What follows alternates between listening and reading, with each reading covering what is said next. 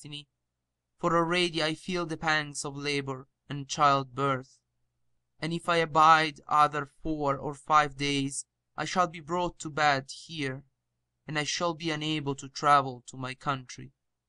But this is what was written on my forehead." Then she considered a while, and said to Marjanah, "Look us out a man who will go with us and serve us by the way, for I have no strength to bear arms."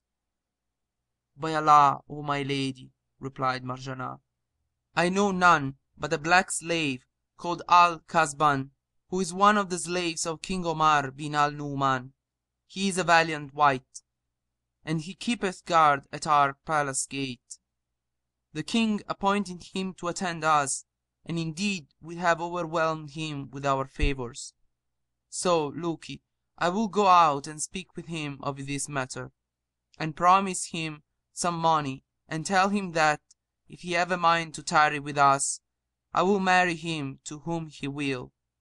He told me before to-day that he had been a highwayman. So if he consent to us, we shall win our wish and reach to our own land." She rejoined, "Call him, that I may talk with him." Whereupon Marjanah fared forth and said to the slave, "O Kasban, Allah prosper thee, so thou fall in with what my lady saith to thee." Then she took him by the hand and brought him to the princess, whose hands he kissed. But as she beheld him, her heart took fright at him. "However," she said to herself, "of a truth, need giveth the law." And she approached to speak with him, yet her heart started away from him. Presently she said, "O Kasban, say me, wilt thou help me against the perfidies of fortune, and conceal my secret if I discover it to thee?" When the slave saw her, his heart was taken by storm, and he fell in love with her forthright, and could not but reply, "O my mistress, whatsoever thou biddest me do, I will not depart therefrom." Quoth she, "I would have thee take me at this hour, and take this my handmaid, and saddle us 2 camels, and 2 of the king's horses, and set on each horse a saddle bag of goods, and somewhat of provaunt, and go with us to our own country, where, if thou desire to abide with us, I will marry thee to her thou shalt choose of my handmaidens, or, if thou prefer return to thine own land, we will marry thee and give thee whatso thou desires, after thou hast taken of money what shall satisfy thee."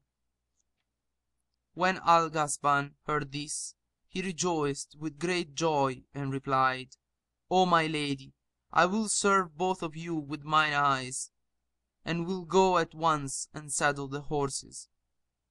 Then he went away gladsome, and saying to himself, "I shall get my will of them, and if they will not yield to me, I will kill them both and take their riches."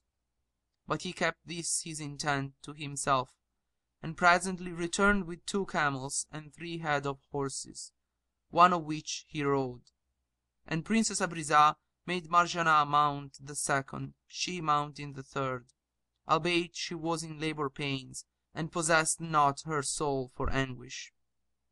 And the slave ceased not travelling with them night and day through the passes of the mountains, till they remained but musingly marched between them and their own country, when the travail pangs came upon Abrizah, and she could no longer resist. So she said to Al-Ghazban, "Set me down, for the pains of labor are upon me," and cried to Marjanah, "Do thou alight, and sit by me, and deliver me."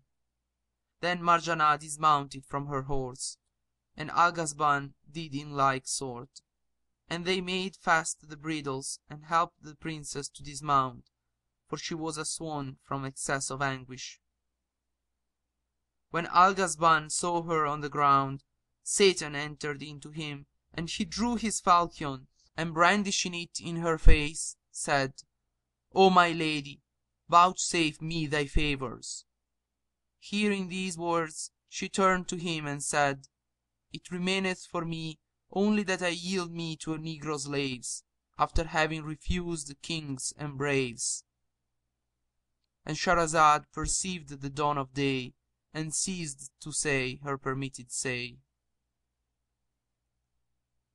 End of Section 17 of the Book of 1000 Nights and a Night, Volume 2. Recording by Filippo Joachim.